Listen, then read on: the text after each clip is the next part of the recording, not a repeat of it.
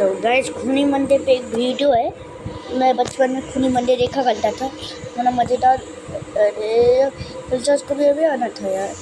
हाँ तो ये जो खूनी मंडे है ना, इसको आज मैं देखने वाले हैं और ये बहुत खतरनाक गेम ऑफ डेथ से देखते हैं।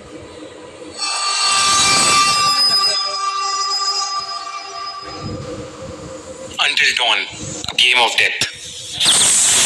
चार दोस्त जेक, एमा, लिया और थियो अमेरिका की एक सुनसान पहाड़ी ट्रेल पर सुबह से हाइकिंग कर रहे थे। शाम भी होने लगी थी और उन्हें रास्ता कंफ्यूजिंग लग रहा था। तभी जेक ने एक बोर्ड देखा और उसको रियलाइज हुआ कि उन्होंने गलत रास्ता ले लिया है, क्योंकि उस बोर्ड पर एक दूसरी वैली का नाम था जो उनके हाइकिंग ट्रेल का हिस्सा थी ही नहीं। अंधेरा होने लगा था और वापस जाना अब सेफ नहीं था। जेक को याद था कि कैसे लोकल्स ने बताया था कि ऐसे ही एक बोर्ड के पास एक विजिटर सेंटर था। उसने सबको उसके साथ चलने को कहा और कुछ ही देर में उन्हें वो विजिटर सेंटर दिख गया। उन्होंने डिसाइड किया कि सुबह होते ही वो वहां से निकल जाएंगे ताकि वो दिन की रोशनी में सेफली वापस जा सके। जैसे ही वो लोग विजिटर सेंटर की बिल्डिंग के पास पहुंचे, एकदम से बादल काले हो गए और वहां बारिश होना शुरू हो गई।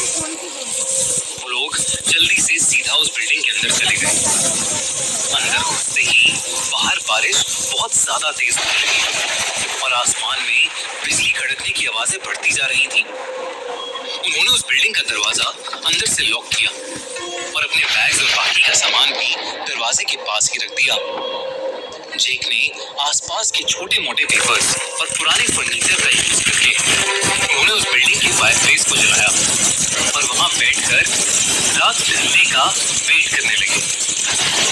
उस समय तकरीबन शाम के 6:45 बज रहे थे। एमा और लिया को उस विजिटर सेंटर के अंदर एक अजीब सी घबराहट हो रही थी। तभी जेक ने उन्हें हंसते हुए बताया कि उसने जब एक लोकल आदमी से बात की तो उस लोकल ने कहा कि ये विजिटर सेंटर हॉन्टेड माना जाता है। उसने कहा कि जो कोई भी यहाँ आता है वो कभी वापस नहीं जाता। कुछ महीनों पहले ही वहां मेलेनी नाम की एक लड़की आई थी जो उस वैली से कभी वापस नहीं लौटी। जेक उस लोकल की सुपरस्टिशियस बात का मजाक उड़ा ही रहा था कि तभी एकदम से खिड़कियां और दरवाजे अपने आप खुलने लगे। तेज हवा से उस बिल्डिंग के अंदर के सारे लाइट बल्ब्स फूट पड़े। फायरप्लेस की आग भी अपने आप बुझ गई और बाहर जोरों की बर्फ गिरने लगी। मौसम अचानक से बहुत ज्यादा ठंडा हो गया। इसी तरह से उन्होंने वापस दरवाजा बंद किया, फायरप्लेस को जलाया और ढेर सारी कैंडल जलाकर उस बिल्डिंग में वापस रोशनी की। पर तभी थियो को रियलाइज हुआ कि एमा वहां थी ही नहीं। सबने अंदर और बाहर एमा को ढूंढना शुरू कर दिया, लेकिन उन्हें एमा का कोई नामो निशान ही नहीं मिल रहा था। थियो मेन हॉल में था। तभी अचानक से उसे किसी के बाहर भागने की आवाज आई।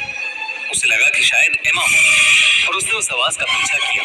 तभी उसे बर्फ में एक इंसान जैसा कुछ दिखा। उसने एमा का नाम चिल्लाया, लेकिन जब वो इंसान हुआ तो थियो की रूह कांप गई, क्योंकि उस इंसान की शक्ल बिल्कुल थियो जैसी थी। हूबहू वही चेहरा, लेकिन आंखों के नीचे काले गड्ढे और उसकी स्किन जो उसकी बॉडी से उतर रही थी, जैसे किसी ने उसे जिंदा छीन लिया हो। थियो डर के मारे कांपने लगा। जेक जो विजिटर सेंटर के अंदर एक कॉरिडोर में एमा को ढूंढ रहा था, उसने फायरप्लेस की रोशनी में अपने हाथ देखे, जिसे देखकर वो जोर से चिल्लाने लगा क्योंकि उस पर गहरे बाइट मार्क्स थे। ऐसा लग रहा था जैसे किसी जानवर ने उस पर अटैक किया हो। वो उन बाइट मार्क्स को देखते ही जोर से चिल्लाया। उसकी आवाज सुनकर डरे हुए लिया और थियो मेन हॉल में वापस आए। इससे पहले थियो और जेक कुछ भी कह पाते, उन्होंने लिया को देखा और वो घबरा उठे। ऐसा लग रहा था कि लिया के गाल के अंदर एक कीड़ा एक वॉर्म घुस गया है और वो वहीं रेंग रहा है। लिया को अचानक जोरों का दर्द शुरू हो गया। जैसे ही वो लोग लिया के पास आए, वो वॉर्म एकदम से लिया की स्किन के अंदर फैलने लगा और लिया का चेहरा पूरी तरह से काला पड़ गया। वो सब बहुत ज्यादा डर गए और दरवाजे की तरफ भागने लगे। लेकिन जैसे ही उन्होंने दरवाजा खोला, एमा की डेड बॉडी उन पर आ गई। उसके पीछे एक डरावना सा मास्क पहने एक आदमी खड़ा था। उन तीनों को अब कुछ समझ नहीं आ रहा था, लेकिन इससे पहले वो कुछ कर पाते, उस मास्क आदमी ने अपनी पीठ के पीछे से एक एक्स निकाली और तीनों को बेरहमी से मार डाला। लेकिन फिर कुछ देर बाद उनकी आंख वापस खुली, लेकिन किसी हॉस्पिटल में नहीं, बल्कि उसी विजिटर सेंटर के अंदर। एमा भी उनके साथ ही थी। चारों उसी फायरप्लेस के पास बैठे थे। उन चारों को कुछ समझ नहीं आ रहा था कि अभी उनके साथ क्या हुआ था। तभी उन्होंने टाइम देखा तो घड़ी में 6:45 बज रहे थे। वही टाइम जिसके बाद ये सब शुरू हुआ था। देरी न करते हुए वो लोग विजिटर सेंटर से बाहर भागने लगे। थोड़ी दूर पहुंच के उन्हें लगा वो फाइनली बच गए।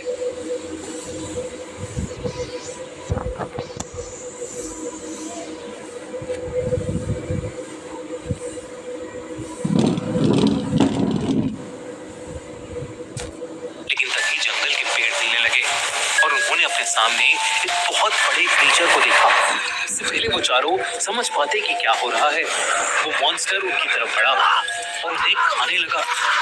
दर्द से चीखते हुए उन चारों के होश चले गए। लेकिन फिर एक बार उन चारों की आंख उसी विजिटर सेंटर में खुली। घड़ी में अब भी शाम के 6:45 बज रहे थे। उन्हें समझ आ गया था कि वो एक टाइम लूप में फंस चुके हैं, पर वो उससे बाहर कैसे निकले, इसका जवाब ढूंढने के लिए वो उस बिल्डिंग में छानबीन करने लगे। इसी बीच उन्हें एक रूम मिला जहां पर उन्हें कई मिसिंग लोगों की फोटोज दिखी, जिसमें उनकी भी फोटो शामिल थी, जिस पर 8 दिन बाद की डेट थी। उसी कमरे की दीवार पर लिखा था, If you want to live, you have to survive until dawn. यानी अगर जीना है तो सुबह तक जिंदा रहना पड़ेगा। तभी उनके सर पर किसी ने जोर से एक बेसबॉल बैट मारा। जब उनकी दोबारा आँख खुली तो वो उसी विजिटर सेंटर के मेन हॉल में थे। अभी भी शाम के 6:45 बज रहे थे। इससे पहले वो कुछ भी समझ पाते, उनकी नई तरीके से मौत हो जाती थी। वो लोग बार बार उस वैली से निकलने की कोशिश करते रहे, लेकिन सुबह तक बच नहीं पा रहे थे। और फिर 8 दिन बाद एक न्यूज आई कि 4 लोग जिनका नाम जेक, थियो, एमा और लिया है, वो मिसिंग हैं। ये लोग तो उस विजिटर सेंटर से जिंदा बाहर नहीं निकल पाए, लेकिन क्या क्लोवर और उसके दोस्त यहाँ से जिंदा बाहर निकल पाएंगे? क्लोवर अपनी मिसिंग बहन मेलेनी को ढूंढते हुए उसी विजिटर सेंटर में आ गई है। क्या क्लोवर और उसके दोस्त इस वैली में सुबह तक सरवाइव कर पाएंगे? क्या वो मेलेनी को ढूंढ पाएंगे, या वो भी उस वैली के मिसिंग लेजेंड्स में से एक बन जाएंगे? जानने के लिए देखो एकदम new horror thriller until dawn, जो कि बेस्ड है इस यूनिक सर्वाइवल के कॉन्सेप्ट पर। अंटिल डॉन 25 अप्रैल को थिएटर्स में रिलीज हो रही है। मैं तो इस मूवी के लिए बहुत एक्साइटेड हूँ। आप लोग भी इसे बिल्कुल भी मिस मत करना। और मिस मत करना सब्सक्राइब बटन दबाकर खूनी मंडे को सब्सक्राइब करना और सुनना हर हफ्ते दिल दहला देने वाली हॉरर स्टोरी। खत्म हो गई ये वीडियो, जल्दी से लाइक सब्सक्राइब कर दीजिए और मैं वीडियो को एंड करता हूँ।